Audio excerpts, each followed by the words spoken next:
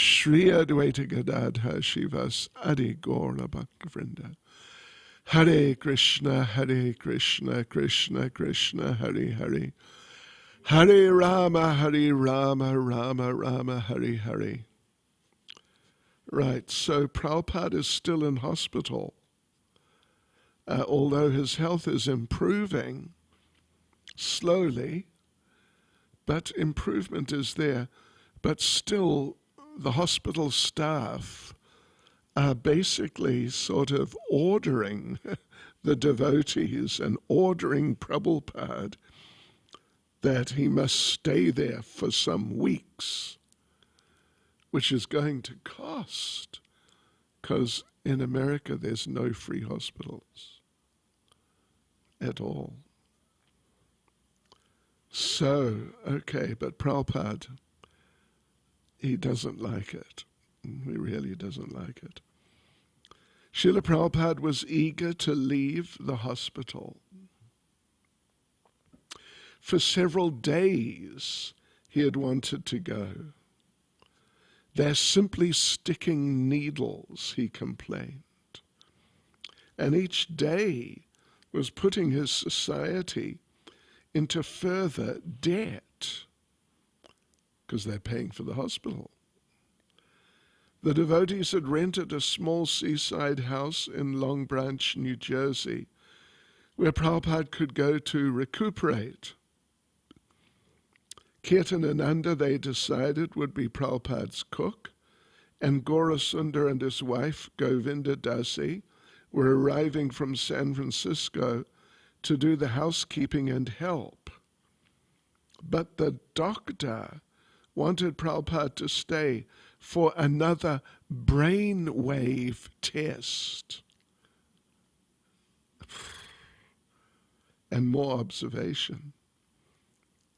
One day, while Brahmananda and Gagamuni were visiting Prabhupada, the doctor entered and announced that the Swami would have to go downstairs for an X-ray. No needle? Prabhupada asked. Yes, the doctor replied, it's all right. When the nurse brought in a bed on wheels, Prabhupada said he wanted Gagamuni to push it. He then sat on it cross-legged and put his hand in his bead bag, and Gagamuni, following the nurse, wheeled him out the door, down the hall, and onto the elevator. They went down to the 3rd floor and entered a room. The nurse left them alone. Gagamuni could sense Prabhupada's uneasiness. He was also nervous. It was such an unlikely place for him to be with his spiritual master. Then a different nurse entered with a needle. Time to give Swami a little injection. No, Prabhupada shook his head. I'm sorry, Gagamuni said flatly. We're not going to do it. The nurse was exasperated but smiled. It won't hurt. Take me back, Prabhupada ordered Gagamuni. When the nurse insisted, Gagamuni acted rashly, his usual tendency, and stepped between the nurse and Srila Prabhupada. I'm ready to fight if I have to, Gagamuni thought. I won't let you do it, he said, and wheeled the bed out of the room, leaving the nurse behind. Gagamuni was lost. He was somewhere on the 3rd or 4th floor, faced with corridors and doors, and Prabhupada's room was on the 6th floor. Unsure where he was going, Gagamuni wheeled through the corridors with Prabhupada sitting cross-legged, chanting on his beads. Brahmananda arrived at the X-ray lab seconds after Gagamuni's escape. The nurse and an intern complained to him about what had happened. Brahmananda, they considered this a theft. Swamiji was their property. As long as he was in the hospital, he was theirs to do whatever they pleased with. Gagamuni had stolen Swamiji away from them. Gagamuni got to the elevator. He had difficulty maneuvering the bed, and in his haste bumped into the floor. He forgot what floor Swamiji was on. He only knew that he was protecting Swamiji, who wanted to be taken away. When Gagamuni finally reached Prabhupada's room, 607, an intern was there and spoke angrily. "I don't care," Gagamuni said. "He doesn't want any more needles or tests. We want to leave." Brahmananda arrived, calmed his younger brother, and helped Prabhupada back into bed. Prabhupada said he wanted to leave. When the doctor came in, Prabhupada sat up and spoke decisively. "Doctor, I am all right. I can go." And he shook the doctor's hand to show him he was hale and hearty. The doctor chuckled. He said that although Swamiji was getting stronger, he would have to stay a few more days. He was by no means out of danger yet. He required careful medical surveillance. They needed to run another electroencephalogram. Srila Prabhupada still had pains around his heart, but he told the doctor his boys had a place for him to rest by the seaside. This was very good, the doctor said, but he couldn't let his patient go just yet. But Prabhupada had made up his mind. Brahmananda and Gagamuni arranged for a rented car. They gathered Prabhupada's things and helped him dress.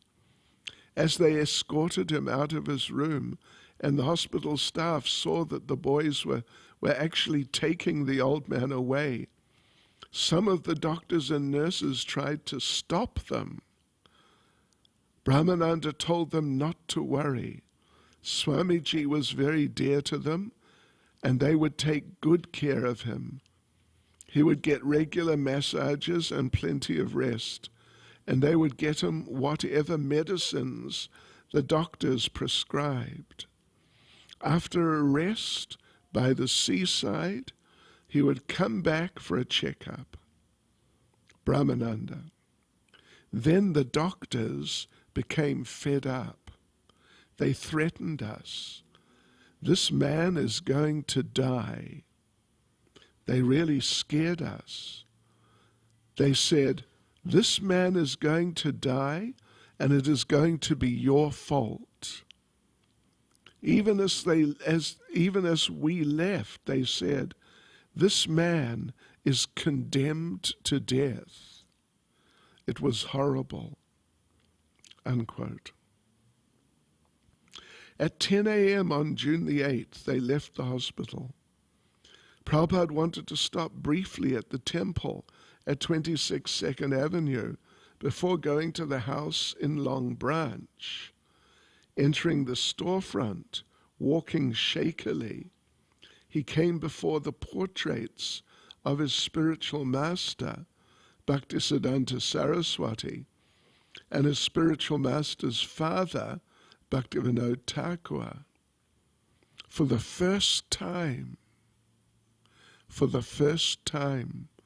Prabhupada's disciples saw him offer fully prostrated obeisances.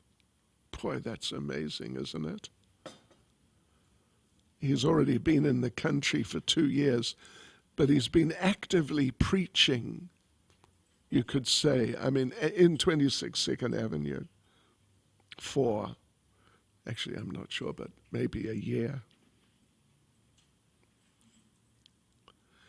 As he prostrated himself before his Guru Maharaj, his disciples also paid obeisances and felt their devotion increase. When Prabhupada arrived at his cottage in Long Branch at 1 o'clock, he had Kirtanananda immediately begin cooking lunch.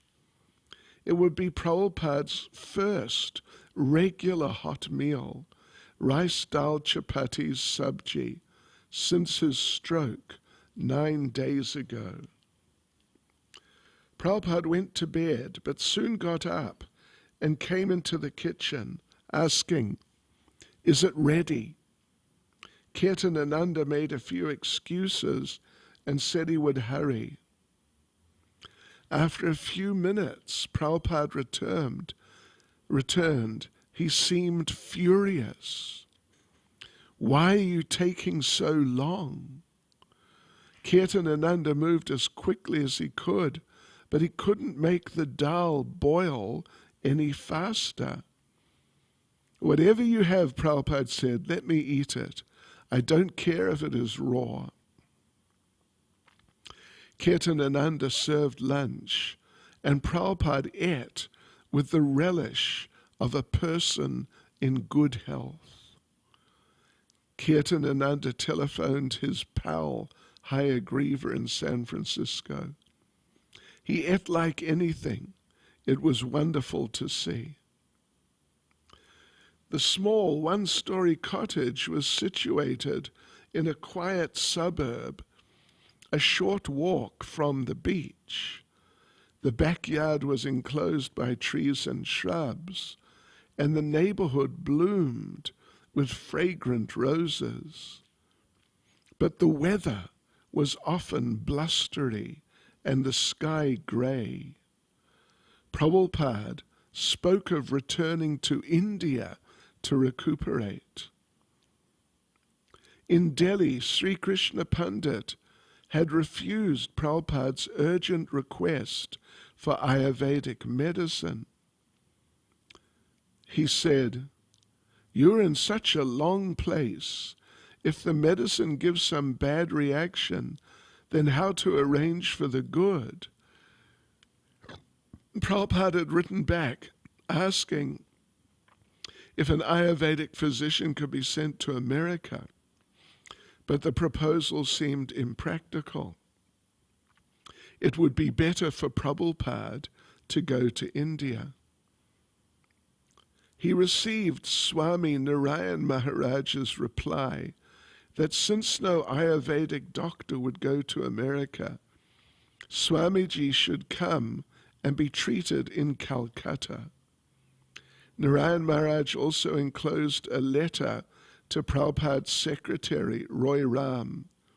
"There is no need for anxiety. Please utter Harinam.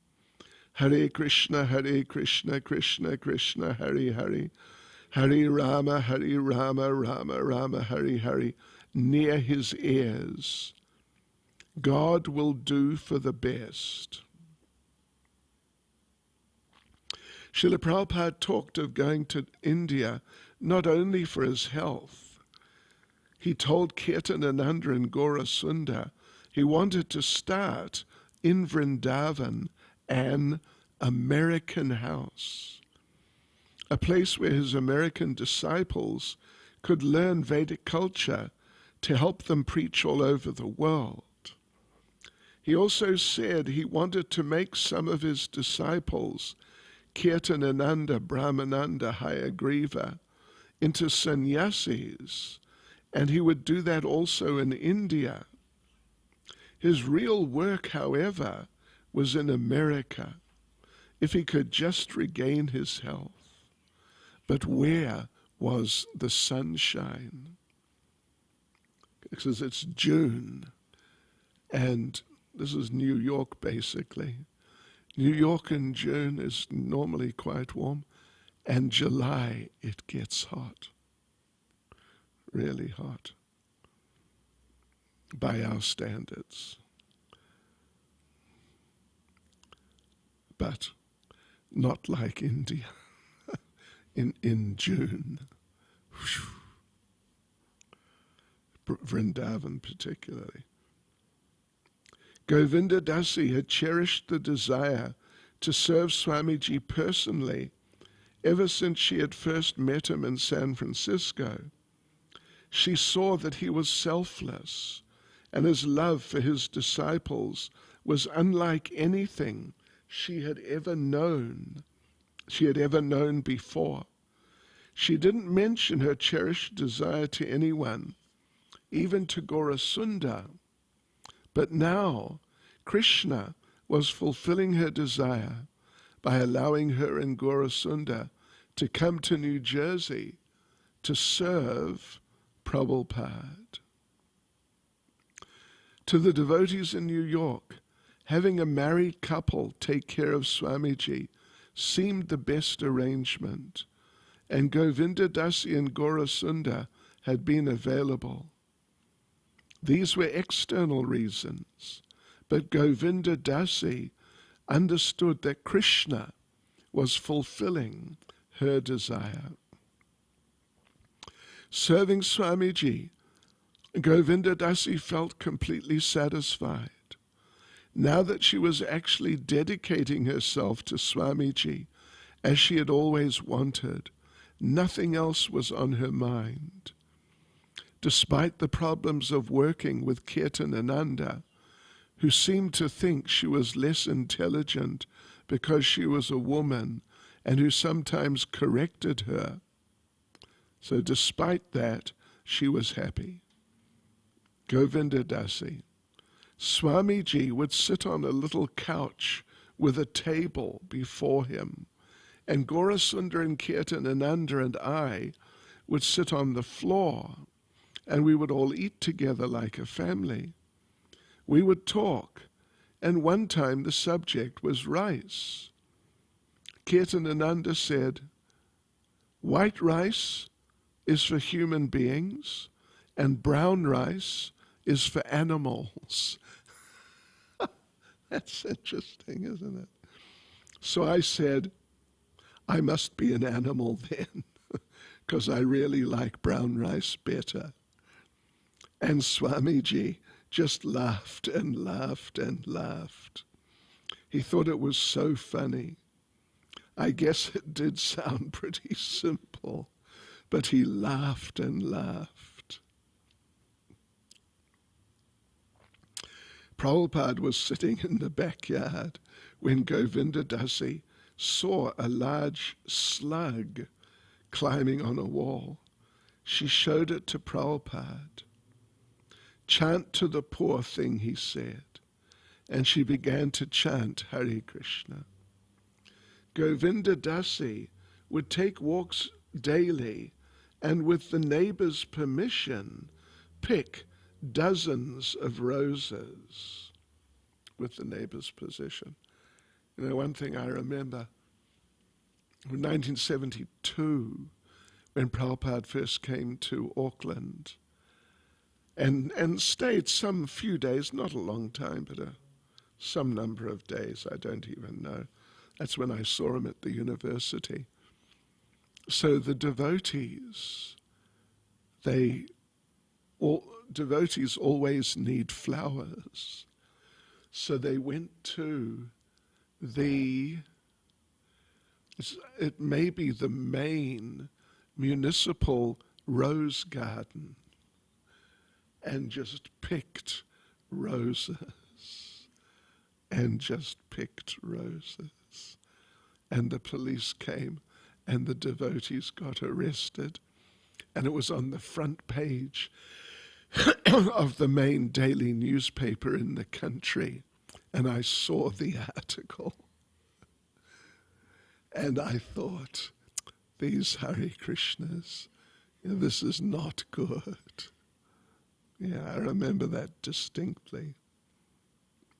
On returning, she would arrange them in vases and place them all around in Prabhupada's room.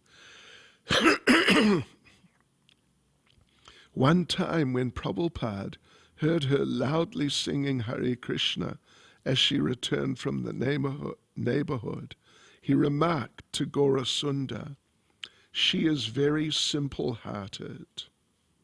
Govinda Dasi. Swamiji talked about Krishna in such a way that Krishna was present in the room. This was so striking to me.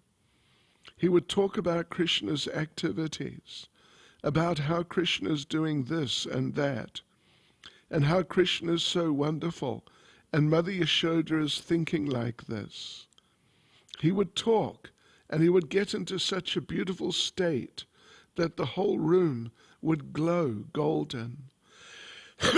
I would feel as if I were being transported to some other realm, and it was all very new to me. I didn't have any great understanding of what was going on, but it was all very new to me, and it was an actual transcendental experience of feeling Krishna's presence and almost glimpsing within the heart the memory of his pastimes. Unquote. Swamiji playing kartals, Swamiji walking on the beach, Swamiji sitting in his room or taking a nap. Everything he did seemed wonderful to Govinda Dasi, and everything he did or said seemed to endear him more and more to her.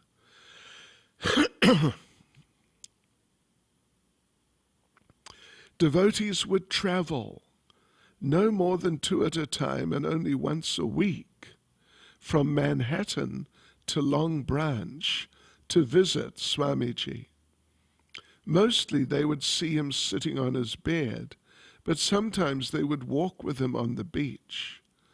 The morning sunshine, he said, would help him, but the gray skies persisted.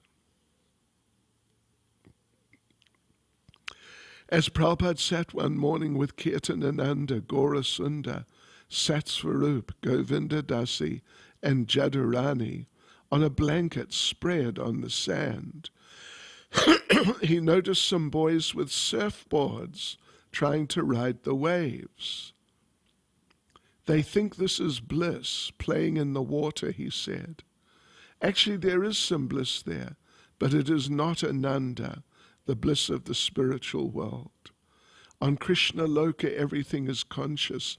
The water is conscious. The land is conscious. And everything is blissful. Here, that is not so. Devotees looked with him at the surfers bobbing in the sea.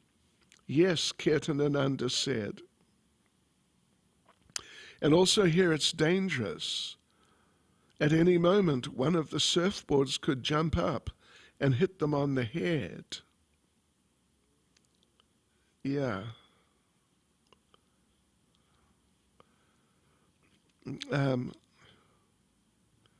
Not here, but elsewhere. Srila Prabhupada saw some, I think in Hawaii, Prabhupada saw some people surfing. And Prabhupada asked the devotees, who are they? What are they doing? And the devotee said, they're surfers, Prabhupada. And Prabhupada said, oh, sea sufferers. And the devotee said, no, Prabhupada, they're surfers. And Prabhupada said, yes, sea sufferers. I used to be one of them. And it's true. It's so true. Boy, what a waste of time. Gee. And Prabhupada's, Kirtananda says that it's dangerous. At any moment, one of the surfboards could jump up and hit them on the head. One of a person I knew, Paul Barton, 50 years ago. We would go surfing sometimes. He wasn't a very nice person. But anyway, he was with maybe my brother, or anyway, after I had left New Zealand, he was with some people surfing at a place, and they don't actually know what happened, but they suspect he got hit on the head because they couldn't find him. Some of them are on the beach and some of them are out surfing. And after a while they realized, hey, where's this fellow gone? And he had gone. And his body floated in. Because bodies, when people die, here's a little not surfing, but just knowledge of physics or something. You know how when you swim, can you swim? You can. Can you swim? Can you swim? Lakshmi Nath Prabhu. Can you swim? Not really. Not so much. But anyway, when you swim, you float, right? You can just sit there in the water and it may come up to here, but you won't go down. It's because you're breathing and air is in your lungs. But if you force the air out, so there's no air in your lungs, you go down. And if you ever tried that, you go down. So when a person drowns, the air goes out of their lungs, and the lungs fill with water, actually. So they go down. But then after, I think it's like 2 or maybe 3 days, through the process of death and whatever happens after, the body starts filling up with air. And so dead bodies then come to the surface. How's that? Interesting? Not really. So that's what happened to this fellow. After I think about 3 days, his body floated to the surface. Yeah. And that was it. Okay, sorry about that.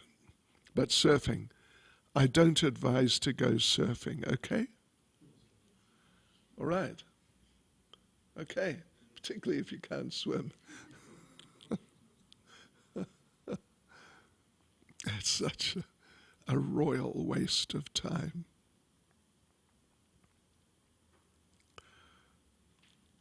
Yeah, it's such a waste of time surfing, oh my God. Okay, so, yes, Srila Prabhupada said, this is not real Ananda. Prahlad Maharaj has said that this material world is crushing him like a grinding wheel of repeated birth and death. He says that in material life, he experiences either separation from what is beloved to him or meeting up with an obstacle he doesn't want. And in my surfing experience, how's this? Twice I saw sharks, and one time a shark came quite close. Big shark. Haribol. Okay, so,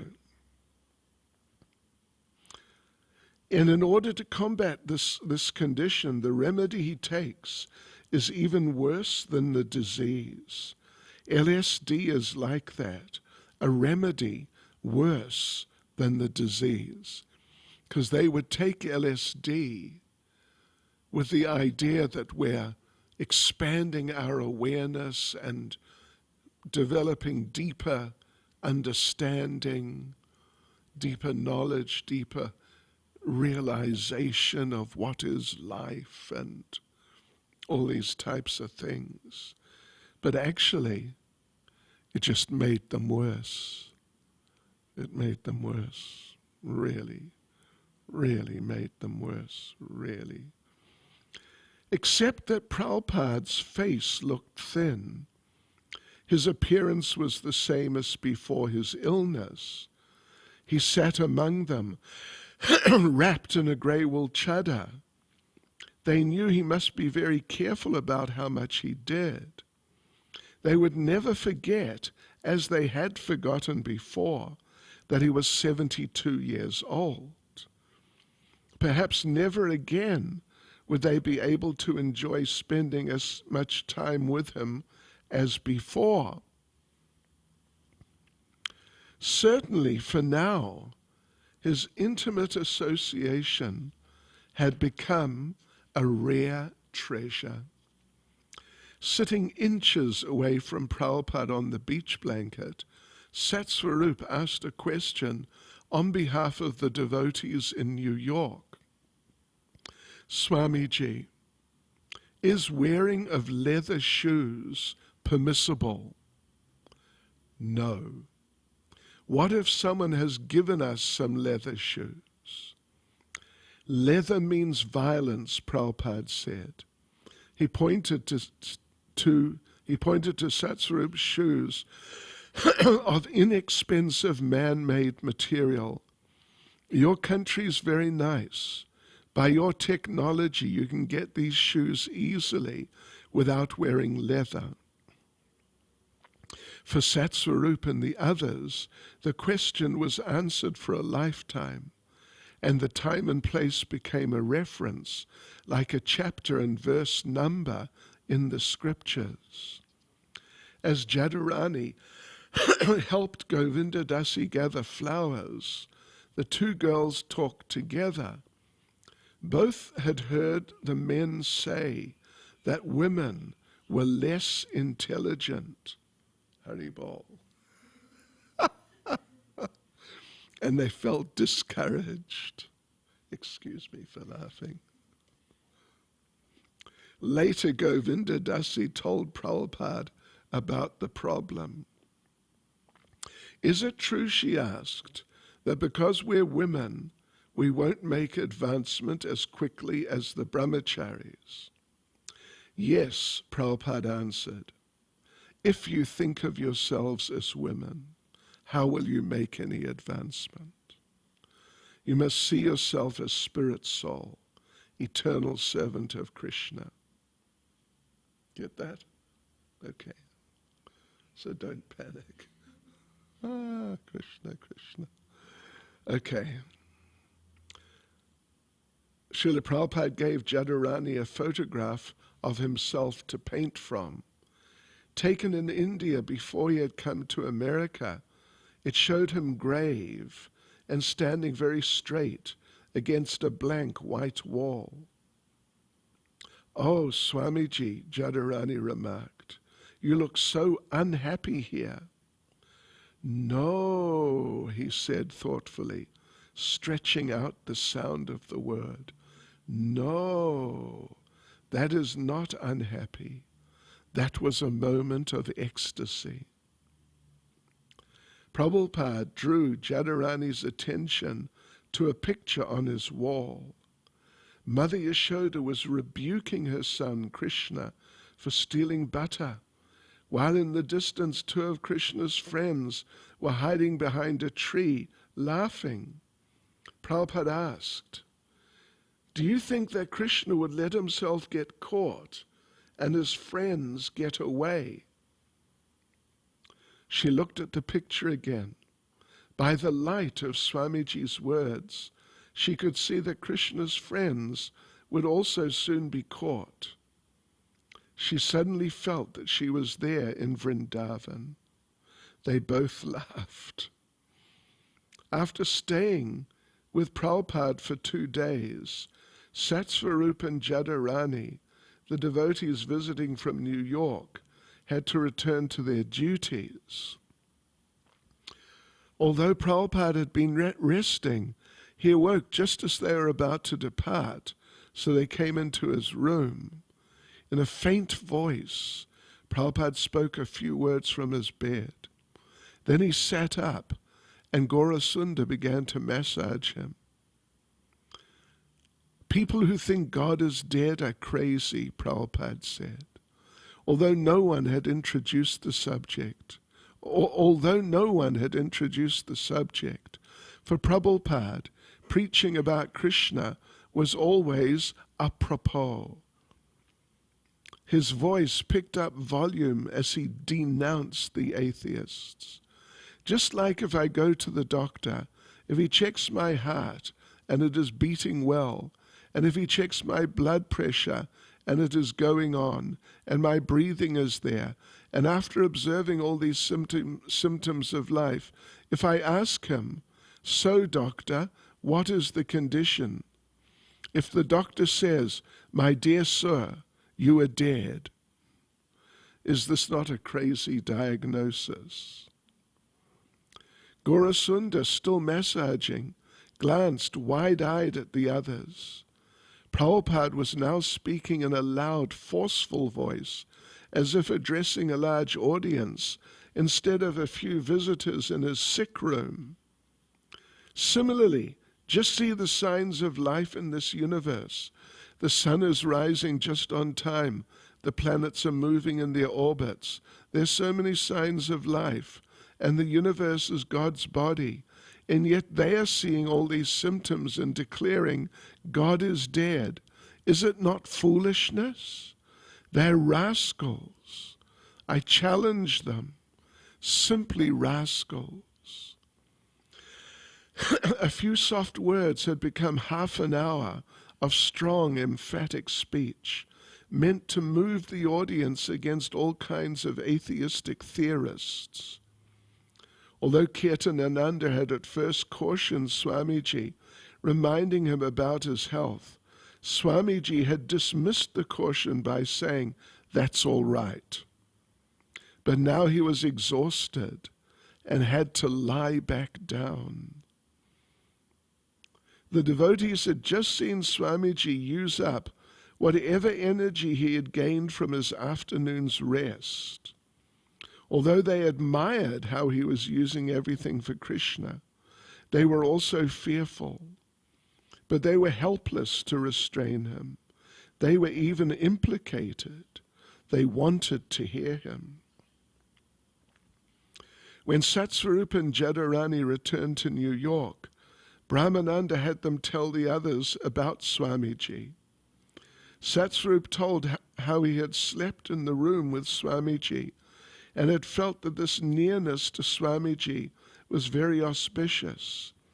He had felt light and peaceful and close to Krishna all night. Satsvarup and Jadharani told about sitting on the beach with Swamiji and is talking about everything's being conscious in Krishna Loka. And they told how Swamiji had sat up in bed and had used his energy preaching, showing them that they should also use everything in the service of Krishna. Brahmananda beamed at the other devotees. Just look, just by your talking about Swamiji, everyone is feeling blissful. Prabhupada stayed in Long Branch for 3 weeks. But when Sri Krishna Pandit wrote saying that he couldn't arrange for an Ayurvedic doctor to come to America, Prabhupada began to think more seriously about going back to India. In India, he could get sunshine and Ayurvedic treatment, but his plans would vary from one day to another. San Francisco, Montreal, India, New York. He told Kirtanananda to inform the devotees in San Francisco that if they held a Rath Yatra festival, he would come. At the end of June, he returned to 26 Second Avenue and to the hospital for a checkup. The doctor was surprised at Swamiji's recovery and had no objection to his flying to San Francisco. So in search of sunny skies and eager to guide his followers in performing the first Ratha Yatra, Prabhupada had airline tickets booked for himself and Kirtanananda to San Francisco, New Jagannath Puri. And that's the end of that chapter, devotees. Hare Krishna. Srila Prabhupada Ki Jai.